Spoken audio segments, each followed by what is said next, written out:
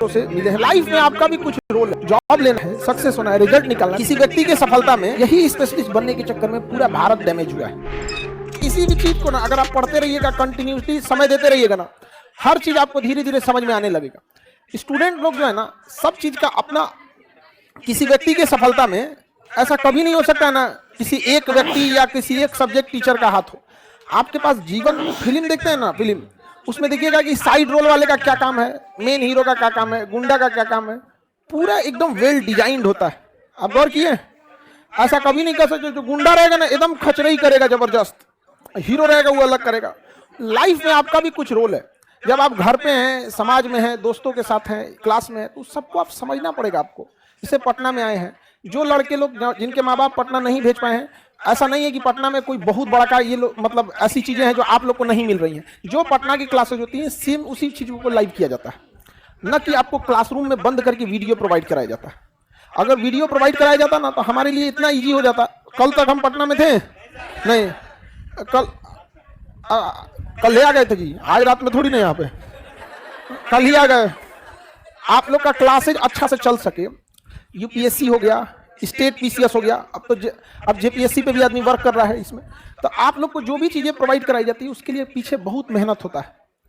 उतना सोचा हम लोग को तो लगता है कि जितना जहाज में आदमी गया ना, अब एयरलाइंस वाले कहते हैं कि सर आप रेगुलर हैं हमारे यहाँ तो आपको हम कुछ एक्स्ट्रा वो दे देते हैं, वो मतलब जैसे नहीं होता है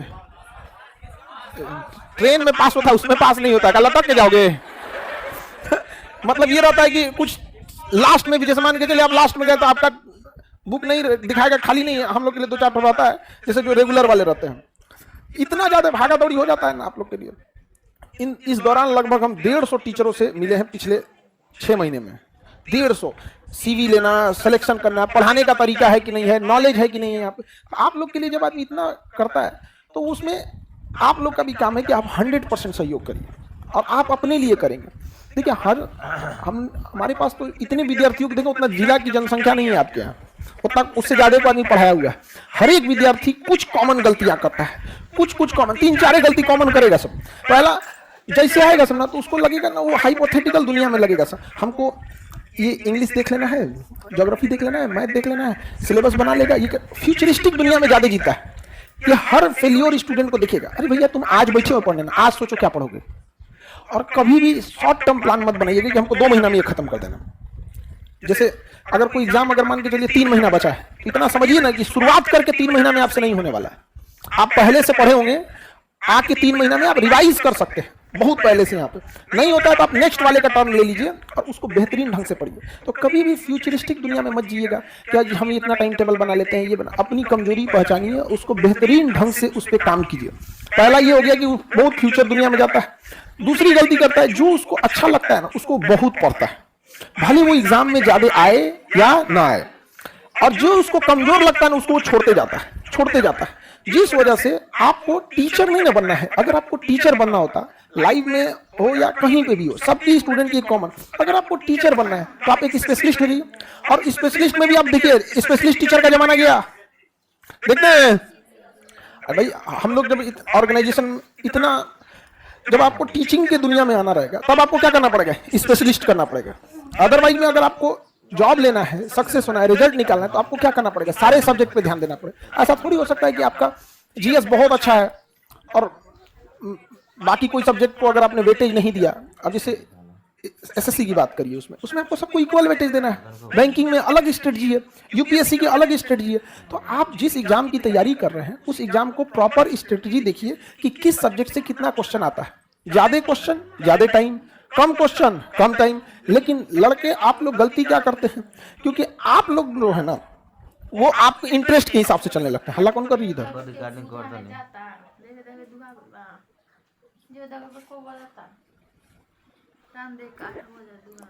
हम दिन तारीख नहीं देखते हैं।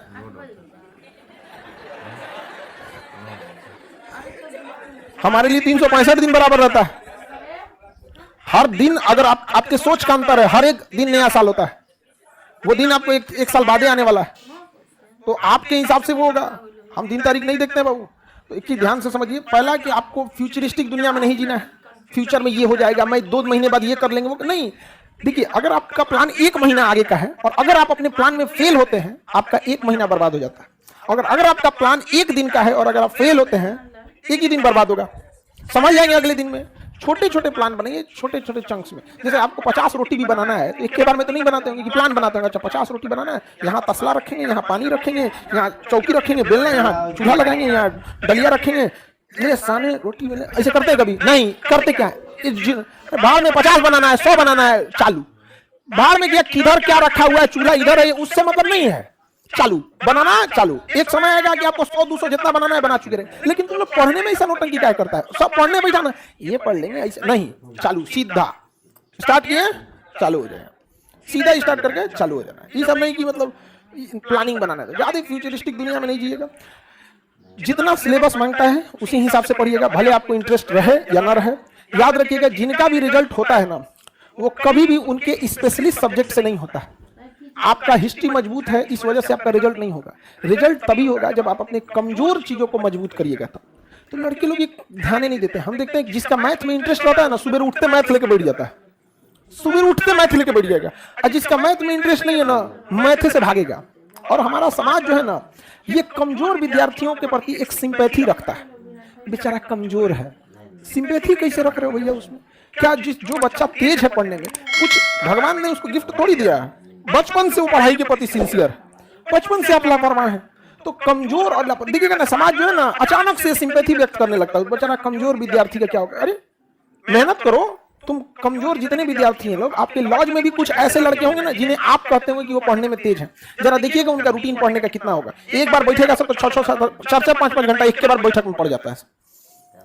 तो आप में उतना गट्स होना चाहिए पढ़ने के लिए। क्या चाहिए? स्पेशलिस्ट बनने की कोशिश मत कीजिएगा। और यही स्पेशलिस्ट बनने के चक्कर में पूरा भारत डैमेज हुआ है। कैसे? जितने शिक्षक लोग पढ़ा रहे हैं, हम कभी देखिए, कभी किसी की बुराई हमने कभी किया ही नहीं, और ना ही आप लोग से भी कहते हैं कि कभी किसी की बुराई मत कीजिएगा। शिक्षा व्यवस्था इतनी डूबती जा रही है कि एगो शिक्षक दूसरे शिक्षक को गरिया रहा है तो कोनो दूसरे को बोल रहा है। मतलब हमको अजीब टाइप का लगता है यहाँ पे कि तुमसे अच्छा हम पढ़ाएं तो हम खराब। ये क्या मतलब बनता है ये सब चीजों का? तो देखिएगा, ये लोग क्या करता था ना कि अपनी स्टूडेंट लाइफ में, ज्यादातर टीचर अपनी स्टूडेंट लाइफ में आया होगा पढ़ने। अब पढ़ने आया होगा, वही गलती किया होगा। क्या चीज? सपोज कीजिए कि एसएससी की तैयारी में आया होगा, उसका कोई सब्जेक्ट बढ़िया होगा, रीजनिंग, मैथ छोड़ दिया होगा, इंग्लिश छोड़ दिया, खूब रीजनिंग बनाया होगा, खूब रीजनिंग। क्या उसका रिजल्ट हुआ होगा? बाद में क्या बन गया? ज्यादातर टीचिंग में यही होता है। इसलिए देखिएगा, ज्यादातर लोग स्पेशलिस्ट रहेंगे। कोई मतलब अगर जीएस में भी देखिएगा तो पॉलिटी, तो ये तो वो, हिस्ट्री, ज्योग्राफी, इस टाइप के हैं। आपको ऐसा नहीं बनना है बाबू, आपको पूरा का पूरा क्या बनना है? ओवरऑल लेके चलना है, ओवरऑल। और आपको दोस्तों और संगत का बहुत बड़ा इफेक्ट पड़ता है। अकलोल बकलोल के बीच में अगर आप रहिएगा तो दिन भर आपकी बातें होंगी इंटरटेनमेंट, हंसी मजाक, राजनीति, धर्म, ये सब चीजों पे बात। अब आप में से कोई लड़का अगर मान के चलिए हमारे साथ दिन भर रह जाए, रात रात तक पगला जाएगा। कभियो तो काम लायक बात कीजिए, मतलब कभियो तो अपन बात कीजिए कि खाना खाए कि नहीं खाए, कि ये 3 बार तक कॉफी गर्म करता है मेरा, सर ठंडा हो गया, अच्छा दूसरा ले आओ यहाँ पे। तो आप कैसे संगति में रह रहे हैं, इसका भी बहुत इफेक्ट पड़ता है। समझ आ गया कि नहीं? हम लोग अपने लोग के बीपीएससी में अभी एक हम लोग के एम्प्लॉय का सिलेक्शन हो गया। कॉपी चेक करने का काम, क्वेश्चन सॉल्व करने का काम, डाउट क्लियर के काम, नहीं हो रहा था सिलेक्शन। इतना ना दिमाग पटकाया ना, इतना दिमाग पटकाया कि उसका सिलेक्शन हो गया। क्योंकि दिन भर अब उसका काम ही नहीं बच गया। उसको रियलाइज हुआ कि सर पहले हम पढ़ने में ठीक ही थे, खराब नहीं थे, लेकिन अन्य कामों में भी उलझे रहते थे। जब से यहाँ काम पकड़े ना, दूसरा काम ही नहीं बच गया। सुबह से शाम तक सर ये मटेरियल में कहाँ गलती है, लड़के ने कहाँ गलती कर दिया, बीपीएससी ने क्या अपडेट किया, इसी में उलझते करते करते बन जाता है। जैसे किसी को किचन में खड़ा कर दीजिएगा ना, 1 महीना बाद वो खाना बनाना अपने से सीख जाएगा। संगति का मतलब होता है संग गति, तो उसके साथ साथ आपकी गति होती है। तो उस चीज पे आप ध्यान दीजिएगा, आपके अगल बगल में क्या चीज है। लड़ाई झगड़ा से बच के रहिएगा, लड़ाई झगड़ा से बच के रहिए, छोटे मोटे तू में से, क्योंकि ये 1-2 दिन आपका बर्बाद कर देता है। और आपके लॉज में, हॉस्टल में कुछ लड़के ऐसे मिलेंगे जिनको कोई मतलब नहीं है, बिना मतलब की चीजों से मतलब उलझा रहता है। तो उस लोग से थोड़ा सा कम बचा के रहिएगा। क्योंकि ना आंधी और गुस्सा जब चला जाता है ना, तभी पता चलता है नुकसान कितना हुआ था, उस समय थोड़े पता चलता है। तो जीवन में हमेशा ज्यादा गुस्सा मत होइएगा, ना तो फिर जब उतरेगा ना तब आपको आइडिया लगेगा कितना नुकसान हुआ है। ऐसा थोड़ी है कि लाइफ में आप लोग कभी गुस्सा नहीं किए होंगे। खुद से सोच के देखिए उस गुस्से के बाद मिला क्या है। नहीं, कुछ भी नहीं मिला होगा, लॉस की गिनती होती है कि गुस्सा में हम क्या बोल दिए क्या नहीं बोल दिए। इसलिए हमें अच्छा, लोग कहेंगे कि अहंकार नहीं करना चाहिए। देखो अहंकार वह पेड़ है जिसका जड़ का नाम है गुस्सा। जब तक आप गुस्सा में नहीं रहेंगे ना, घमंड की भाषा नहीं निकलेगा। क्या चीज है, हम प्यार से कहेंगे कि तुम्हारी क्या औकात है, ऐसे प्यार से बोलेंगे। पहले तो यहाँ गुस्सा आना चाहिए, पहले क्या आना चाहिए, गुस्सा। गुस्सा एक ऐसा जड़ है ना जिसके ऊपर अहंकार नामक वृक्ष जमता है। तो आप लोग कहते हैं अहंकार नहीं करना चाहिए। अहंकार, रावण ने जितना अहंकार किया सब गुस्सा में किया। तो अगर आपने गुस्सा पे क्या कर लिया, कंट्रोल, तो आपका अहंकार अपने से क्या हो जाएगा, कंट्रोल। अहंकार खत्म तो बस सब चीज। अहंकार तो रावण को डुबा दिया, करोड़ों लोगों को डुबा दिया। यहाँ पे आदमी को ने डेक्ची का मसाला है यहाँ पर। तो गुस्सा नहीं करना चाहिए। और आजकल की यंग जनरेशन में यही चीजें आ गई हैं। बात बात पे पिनिक जाता है, बिना कोई मतलब ऑटो में बैठने के लिए झगड़ा कर लेता है। तुम हमको बोलता है घसकने के लिए, अरे ऑटो में बैठा है और कहता है हमको बोल रहा है घसकने के लिए, जैसे लग रहा है इनका अपना चार्टर्ड प्लेन है। अरे भैया तुम इतने पावरफुल हो, अपना चार्टर्ड प्लेन ले लो, आप जहां कहिएगा वहां चलेगा। उसको इससे मतलब नहीं होता है, टाइमिंग उमिंग से कोई मतलब नहीं है उसको।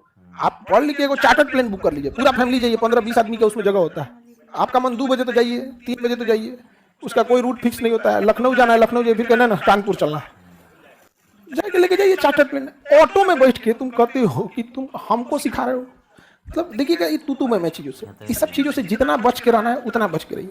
और जितने आपके गार्जियन हैं, माता पिता, उन सब से कहिए कि पड़ोस में और रिलेशन में कम ही बताएं ये बात कि आप लोग क्या करते हैं। क्योंकि पड़ोसी और रिश्तेदार आपसे ये बात इसलिए नहीं पूछता है ना कि जब आप सफल हो जाइएगा तो आपको बधाई देगा, वो इसलिए पूछता है कि जब आप असफल होकर लौटिएगा तो मजा लेगा। समझा गया? अब आपके ऊपर वो मेंटली प्रेशर हो गया कि यार खाली हाथ लौटेंगे ना तो बुआ ऐसा बोलेंगी, मौसी ऐसा बोलेंगी, मामा कल को आई बोलेगा, वो बोलेगा। हम लोग जब पढ़ाई कर रहे थे ना तो हमारी मम्मी ने किसी को कुछ बोला ही नहीं, सीधे बोलते क्या करता है, तो जेसीबी चला रहा है, वेल्डिंग करता है। हमारे पास तो अभी वेल्डिंग का कभी दिखाएंगे आप लोग को करते हुए। पहले टाइम पे आदमी अब सोचता है कि छोड़ो ये सब चीज क्या दिखाया आदमी, लेकिन कभी कभी अपने आप में सोचते हैं कि अगर हमको वहां लौटा दिया जाए जहां थे ना, अब उतना हिम्मत नहीं बची कि उस समय को पार करके आ पाएगा आदमी।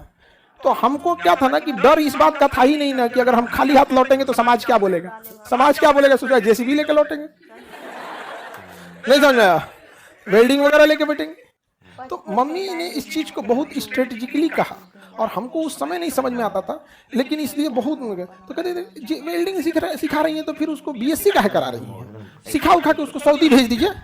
तो देखिएगा अभी हम लोग सिवान छपरा का जो बेल्ट है, आप में से कौन लोग हैं सिवान छपरा गोपालगंज के आसपास, गोपालगंज जी सब आप लोग इस एरिया के रहने वाले हैं ना, तो आप लोग को एक चीज आइडिया लगा होगा कि इस एरिया में ना सऊदी जाने का एक होड़ लगा रहता है। Inter pass